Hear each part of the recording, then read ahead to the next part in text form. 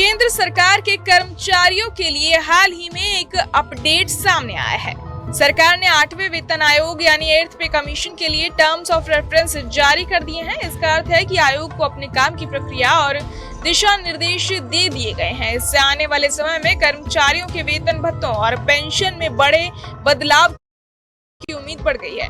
ये फैसला कर्मचारियों और पेंशनर्स के लिए राहत भरा कदम माना जा रहा है। सरकार ने आयोग को अपना काम पूरा करने के लिए 18 महीने का समय दिया है। आयोग को अपनी रिपोर्ट अप्रैल 2027 तक सरकार को सौंपनी होगी।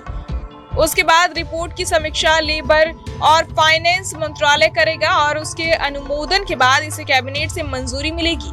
अगर सब कुछ समय पर पूरा हो जाता है तो संभावना है कि ये वेतन आयोग साल 2027 की दिवाली के आसपास लागू हो सकता है। हालांकि इसे कब लागू किया जाएगा इसका अंतिम निर्णय सरकार पर निर्भर करेगा। आयोग में कुल 3 सदस्य शामिल हैं। इसकी अध्यक्षता न्यायमूर्ति रंजन देसाई करेंगी। प्रोफेसर पुलक घोष पार्ट टाइम मेंबर होंगे और पंकज जैन को सदस्य सचिव के रूप में नियुक्त किया गया है। आयोग चाहे तो अपनी कार्यविधि के दौरान अंतरिम रिपोर्ट भी प्रस्तुत कर सकता है। टर्म्स ऑफ रेफरेंस के अनुसार आयोग का मुख्य कार्य केंद्रीय कर्मचारियों और पेंशनर्स के वेतन भत्तों, बोनस, ग्रेच्युटी और प्रदर्शन आधारित इंसेंटिव PLI की समीक्षा करना है। इसके साथ ही ये भी सुनिश्चित करना होगा कि कर्मचारियों को बेहतर वेतन संरचना मिले और सरकार पर अत्यधिक वित्तीय बोझ न पड़े। आयोग अपनी सिफारिशें देश की आर्थिक स्थिति और वित्तीय अनुशासन को ध्यान में रखते हुए देगा। साथ ही ये भी देखा जाएगा कि राज्य सरकारों पर इसका क्या प्रभाव पड़ेगा, क्योंकि वो अक्सर केंद्र के फैसलों को कुछ बदलाव के साथ लागू करती हैं।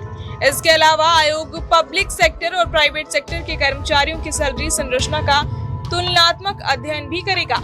कर्मचारियों के बीच सबसे बड़ा सवाल ये है कि वेतन में कितनी बढ़ोतरी हो सकती है। इस संबंध में कई वित्तीय संस्थानों ने अनुमान जारी किए हैं। वहीं कोटक इंस्टीट्यूशनल इक्विटीज और एम्बिट कैपिटल के अनुसार इस बार फिटमेंट फैक्टर 1.8 से 2.46 के बीच रह सकता है। अगर फिटमेंट फैक्टर 1.8 निर्धारित होता है तो लेवल 1 कर्मचारियों की बेसिक सैलरी 18,000 रुपए से बढ़कर 32,400 रुपए हो जाएगी। हालांकि ये लगभग 80% की बढ़ोतरी दिखाई देती है। लेकिन चूंकि नए वेतन संरचना में महंगाई भत्ता DA 0 से शुरू होगा, इसलिए वास्तविक बढ़ोतरी लगभग 13 से 15% के आसपास रहेगी।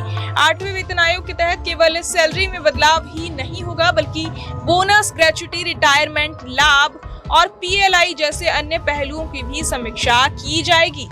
इससे पहले 7वां वेतन आयोग 2016 में लागू हुआ था, जिसके बाद कर्मचारियों की सैलरी में लगभग 14 से 16% की बढ़ोतरी हुई थी। इसलिए कर्मचारियों में इस बार भी अच्छे सुधार की उम्मीद है।